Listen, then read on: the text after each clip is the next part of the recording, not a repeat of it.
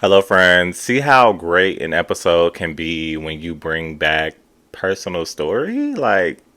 So we are here to review the latest episode of The Real Housewives of Potomac. We're just going to jump on right into it. I really did enjoy the episode. It definitely was substantive, definitely gave me personal stories, definitely gave me dynamics, gave me something to chat about, and that is why we are here, cause and effect. We start off with Ashley and Gizelle, and they are talking about this clothing line that they came up with. The news dropped whenever the hell it dropped, obviously prior to the season. We all had a good cackle on the social of the medias, but now that it's back, being discussed, and I don't know if it's really even dropped. I haven't seen much about it, but whatever. Needless to say, it makes no sense. Neither one of them dressed very well, and that's aside from me not really caring for them as their characters, but they don't dress well. I do believe that since they do dress like that, there are obviously other people in the world that dress like that. I don't mean this to be shady. What I'm really trying to explain is there's a market for everybody, and it's athleisure. So, I mean, I don't know if you can really mess that up that badly. So I'm sure that they'll sell some things,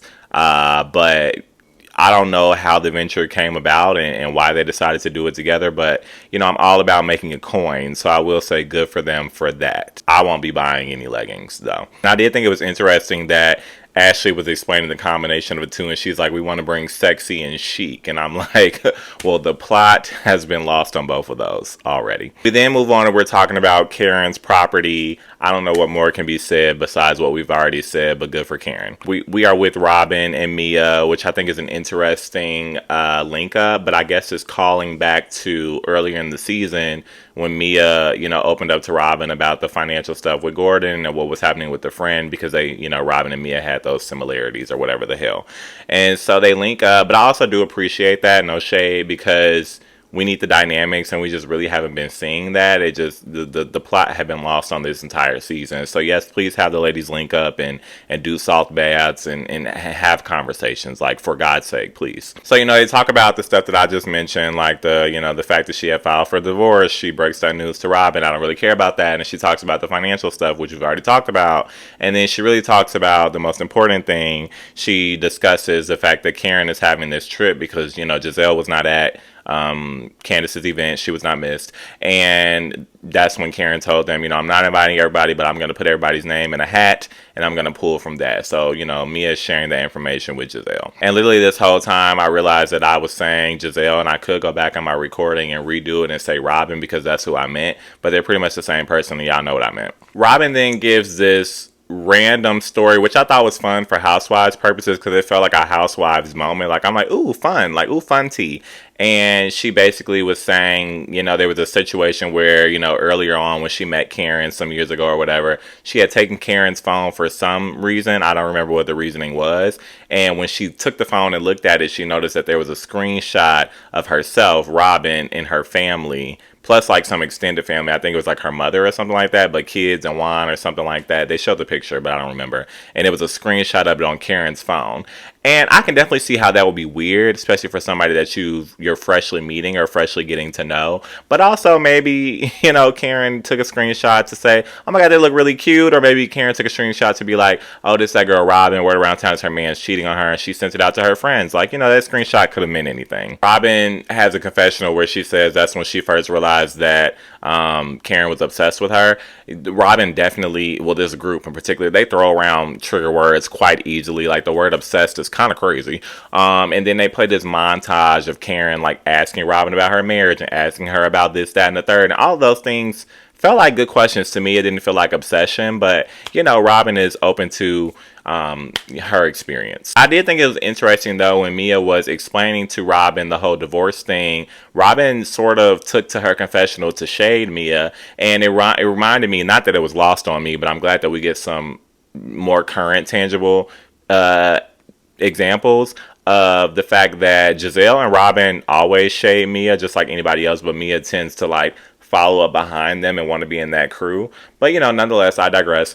Robin basically shades her by saying she thinks that the divorce is about money, and basically, Mia was this stripper who met Gordon and she thought that things were going to be taken care of, and now that they're married, she's saying that's not the case, so she wants a divorce.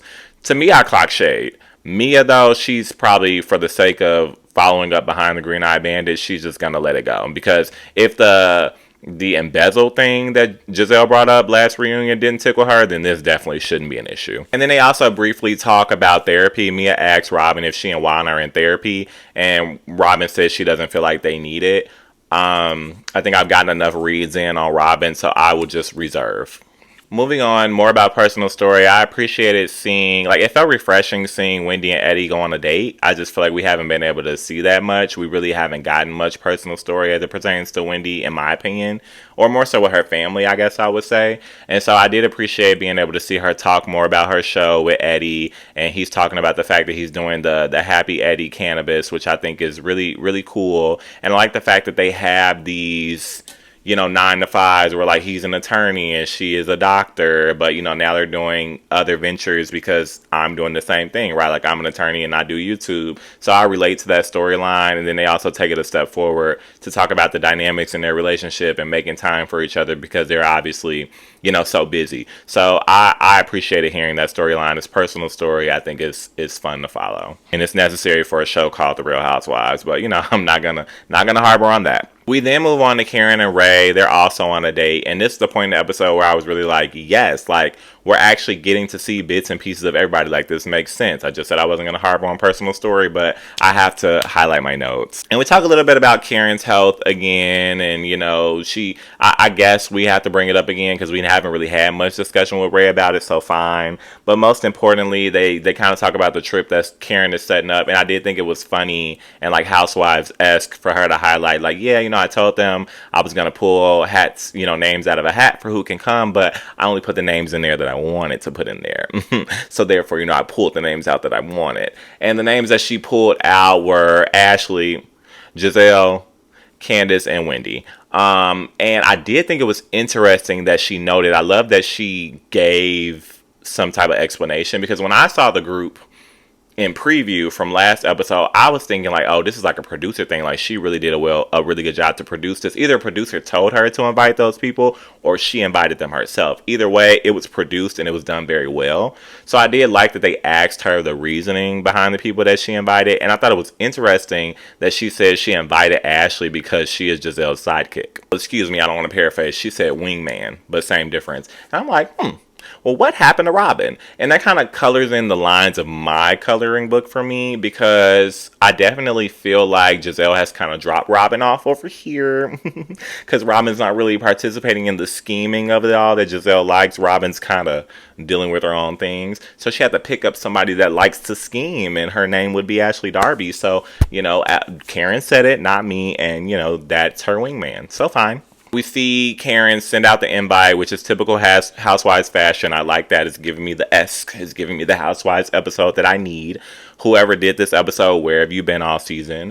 But, you know, she invites and basically everyone says yes. So Ashley, Candace, and Wendy. And then Gizelle immediately says, you know, that she's not going to come. She thanks for the invite, but she says she's not going to come. And we can assume for obvious reasons, but we have to wait for commercial breaks and more personal story. So we move on, and I actually thoroughly enjoyed this. Like, this felt nice because it felt like a storyline that I have not heard. And you like that when you're watching Housewives. It makes sense, and it kind of gives you like a, oh, this is why this person's here. Like, they can give us an interesting perspective, an interesting background for us to watch. A storyline, you know, so to speak. Personal story. Great. And it is that of Nneka.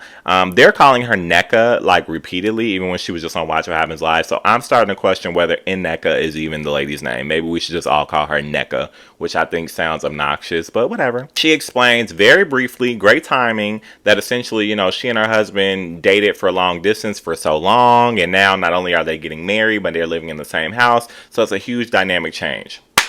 That's fantastic personal story. Like, why didn't we hear about it 10 episodes ago? And it was also funny to me because this felt like Nneka's introductory episode. And mind you, we're on episode 55 of the season. So I was so confused by that. But she comes in saying basically, you know, it's hard to get to know someone when there's so much craziness going on. And I'm like, Did the producers throw that script in there to try to cover up for all the BS that was going on in the first half of the season, over half of the season? Like, hey, just kind of clean that up for us. And Giselle, came right in and cleaned it up for them. And she's like, yeah, there's a lot of craziness going on, but we're getting to know Aneka, and she's a cool girl. And it's like, okay, great, but we could have learned about this like a really long time ago, like maybe episode 1 or 2. And something else that I really loved that felt very Housewives-esque, and I don't really remember the context, but Giselle was kind of talking with Aneka about a lot of things, which is fine. And she brings up some shade from Karen. Basically, I guess we're Karen told Aneka that she lived in the northern part of Potomac, and it was so shady and Housewives-esque of the producers to show like Potomac, and they're like, northern Potomac is Aneka's new home, and then in the lower realm they say Karen's rental home, and I'm like, ooh.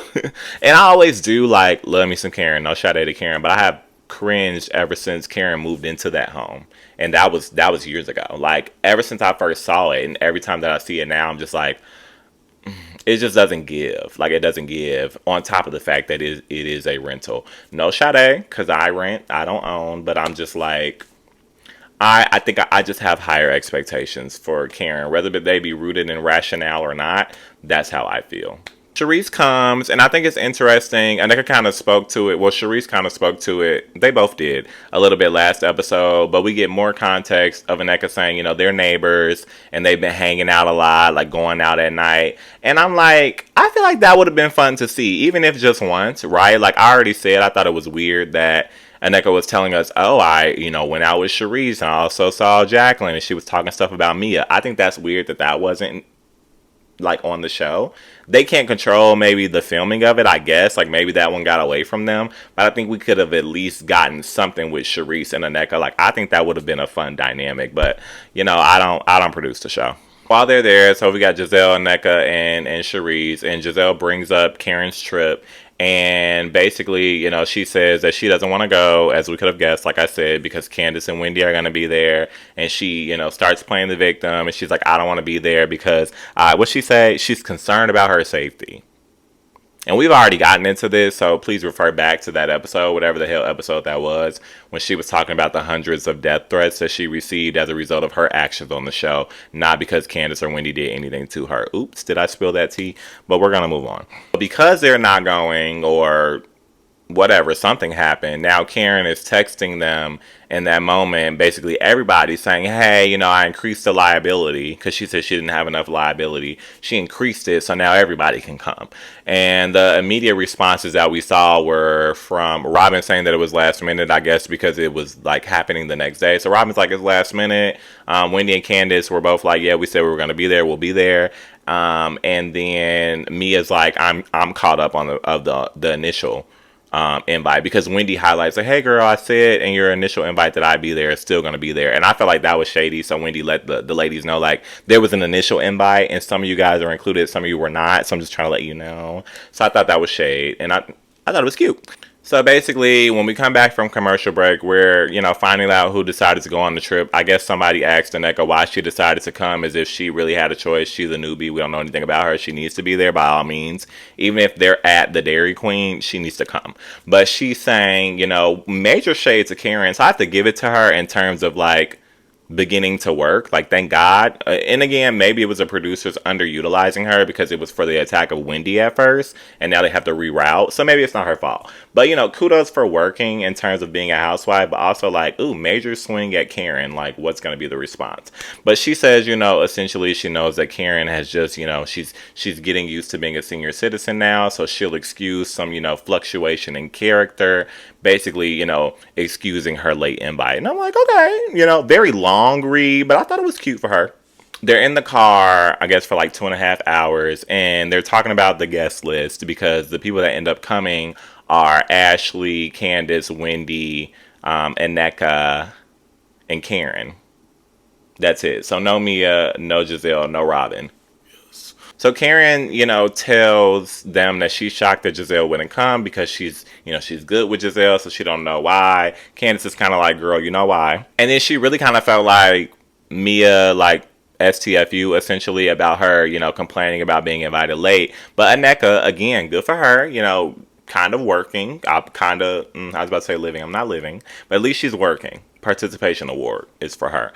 But, she says, well, I kind of felt the same way. That she felt like, we got the late invite. And I feel like if it weren't for Giselle saying that she wasn't going to come, you wouldn't have invited any of us. And it felt like Karen was going to try to clean that up. But I like that Karen was just like, girl, look, I'll take the L on that. Fine. Like, I'm not about to argue with you. I thought that was a good grown up conversation. And, points on both ends.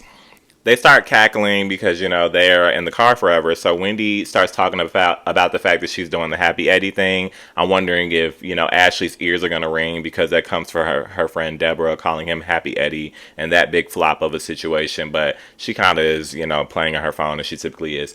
And then she kind of mentions an event that they're gonna have for it. And they ask her in the confessional, which she looked fantastic in with the all white. That was super cute. They ask her, is Eddie gonna invite Ike, who in Aneka, and she kind of gives a face, which I thought was super cute. So essentially, no. But then, great television, Aneka brings up that she's going to be having an event. And, it's a unpacking thing. So I guess that is the, kind of like how we just used to have baby showers back in the day. Now we do the gender reveal, then the baby shower. So it feels like the precursor to a housewarming and unpacking party. And my thought is, girl, I'm not coming over to unpack your house. Like, I'll come see it. And if it's empty, then, that's fine.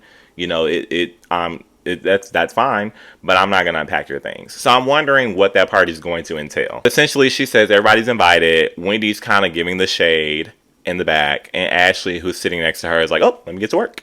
And Ashley's like, "Oh, well, she invited you," and Wendy's like, It was kind of inaudible. When you watch subtitles and it says inaudible, it didn't say that, and they weren't on, but that was what was happening in my head because for the life of me, I did not hear what she said, and they played it twice.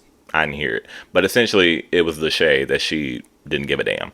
But still in the van, and I'm, oh my God, like not even noticing the Hail Mary of like, I'm so excited to hear this. Karen kind of plays that anchor role that I don't even know that I've talked about on Potomac because I don't feel like they have an anchor. But we have this concept of an anchor that we've learned about from Carlos King, or at least me. I don't know about y'all. But I learned about from Carlos King when he was talking about, Potomac and casting and needing an anchor on the show, typically an OG, to kind of rally the girls. Even when there's conflict, you want to be able to rally them to turn the corner and move forward, and that's what you need an anchor on the show for. And for Potomac, I don't know that I could say they ever had an anchor because GIZELLE is always at the anchor bottom of the mess. Like, she's always starting everything, and she's in pretty much the epicenter of every conflict, so there's no way in hell that she could bring them together.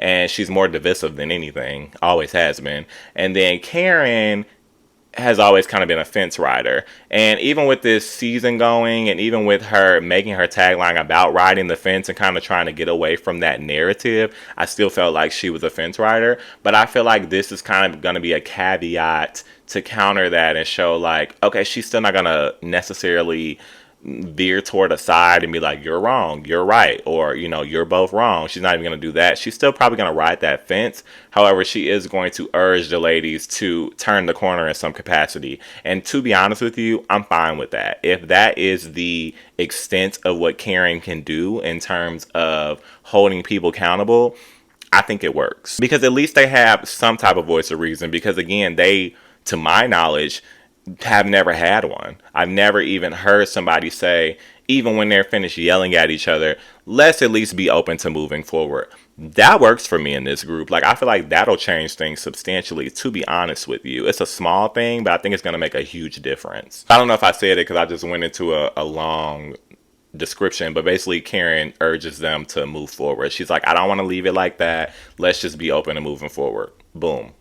Candace then, which I was watching Candace and Ashley's interactions very closely, and they seem pretty friendly, which was interesting, but which is good.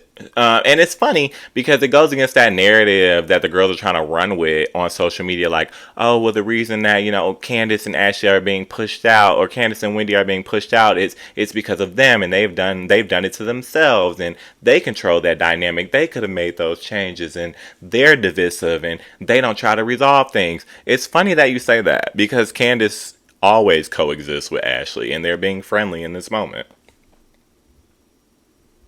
So Candace asks Ashley in a friendly manner, what's going on in terms of like family? And Ashley smiles, having a cute answer. And she says, there's a lot going on. And, she then she's talking about Michael and the kids kind of vaguely. And Karen's like, oh, and also you're doing that athletic line with Giselle. And, the girls start kicking. And Candace doesn't really even get into it. But Wendy is a cackling, honey. And she's like, is it April Fool's? Which I thought was hilarious. Like, I love me some Wendy, okay? Because she is so shady. And, like, she is needed, and it's just so refreshing to be able to watch episodes now where they're going to equally and fairly include Candace and Wendy without these weird ulterior motives. Like, it just feels so much better. But again, similar to Robin saying that Karen is obsessed with her, Ashley says that Wendy is bothered by it. That's not rooted in anything. And I wish that people realized that words mean things and they just stop saying things. But, whatever. That's a big ask. So they get there, talk to Karen's family, some of which we've seen before, some of whom we've seen before. And they start, doing work on the land, which I thought was fun to watch. To be honest with you, I didn't really watch it, but I thought that it fit the episode well and it wasn't drawn out and it had good timing. The episode overall had good timing, so I'm fine with that. They didn't have a sit down after, and Ashley highlights that it was nice being able to have a moment with Candace where they were working together. I guess they did a thing with like a something that I don't remember. I meant to write it down, but I didn't. But they did something together, and they were working together. And she basically alludes to, if that can work for us, then maybe there's hope for Wendy and Aneka. We get this awkward silence, which made me scared because I'm like, this episode was going well. We were having dynamics. We were having personal story. We were having conversations. So I'm like, please don't get quiet now and show that this machine isn't going to work any further because y'all do just that. And I'm wanting to give credit to Karen as the newfound anchor that she probably edged that conversation on. And, Wendy begins to talk, thank God. And she basically says, Karen, I'm here for you. I'm here for you and your family. I'm enjoying that. And, she's like, she transitions into family means a lot for me. Everybody knows my family means a lot to me. Transitions specifically into her mother. Transitions specifically into, and she broke down, which I thought was great, not for a shade purposes, just for the sake of having the conversation and having all the pieces there to address in a good conversation, a good dialogue. She breaks down every single issue that she has with Aneka pretty succinctly, and then she finishes it by saying, this, meaning the group, is a sisterhood. And basically, if somebody comes into that group and their intention is not to be a part of that sisterhood, she said they don't have sisterhood in their heart, then that's a problem. And basically, Aneka, I don't know what her angle was, right? In response, it was a rebuttal of the semantics, basically, like the way that Wendy had characterized the situations. You could tell that Aneka was wanting to clear those up. She's stuck on those semantics. And I'm not going to fault her for that. Like, that, it's easy for that to happen. But they're still not talking about the actual issue at hand. They're still going backwards to how they've gotten here. And they're not going to agree on how that happened, the whole pickleball thing and all this other BS. And so, do I think it needs to be discussed? Yes. But in a more productive manner so that we can turn the corner on that. But we still have not turned that corner. And I do like that Wendy at least ended it by saying, ended the back and forth for God's sake. And just saying, basically, she doesn't want to be involved with anybody that doesn't, add to her happiness. And basically, she feels like Aneka's invite to this unpacking party is a skip from A to Z. Their conflict is A. They haven't talked about anything in between, which I just said. I'm just realizing that I just said that. They haven't talked about any of the conflict in between, like what's going on here, what's the root of the issue. And now they've jumped to, well, let me invite you to an event. I can see it on both sides, right? Like, inviting her to the event, Aneka, I feel like, is extending an olive branch and possibly realizing that they're not going to go anywhere on that topic, so she just wanted to just skip over it. Whereas Wendy probably sees those things as well, but she wants to have a conversation about what happened because it was, targeted at her. And she thinks that there's a deeper issue there, right? Like, she feels like Aneka was brought on the show to do that. So I think there's a deeper issue between the issue, and we haven't even touched the surface of the first one. So that's why we keep hitting this wall. But I do like that Wendy had the power to just end that conversation because it just was not productive. And I do like that both ladies didn't get super crazy catty over it because at this point it's a joke. Yeah, Wendy's whole thing is, Aneka is not absolved from all the stuff that happened because she invited her to an event. Like, she just keeps saying she's skipping steps. And I think it's going to depend on the person how they feel about that. But from my perspective, I most likely would agree with Wendy. Like, I don't want to skip those steps and just say, like, oh, you invited me somewhere, so we're just going to kiki and cackle all the merry way long. Like, girl, we need to have a conversation. So I would prefer that they have a one-on-one. And I don't know that that's happening. If it is happening, I think that they're doing a good job of hiding the fact that it's happening and not, like, giving it away in a clip like they do with everything. So I think that will honestly raise me up a point for this season if they were to drop a one-on-one with Wendy and Aneka for us and it was actually substantive. So I would love to see that. I guess we'll see. But I thought that this was a really good episode, actually. Gave a lot to talk about, a lot of content to discuss, and yeah, unfortunately, I don't know how many episodes we have left, but I'm going to keep pointing out we are past the midpoint. So that's concerning, but at least we got here. And I'll see y'all on the next one.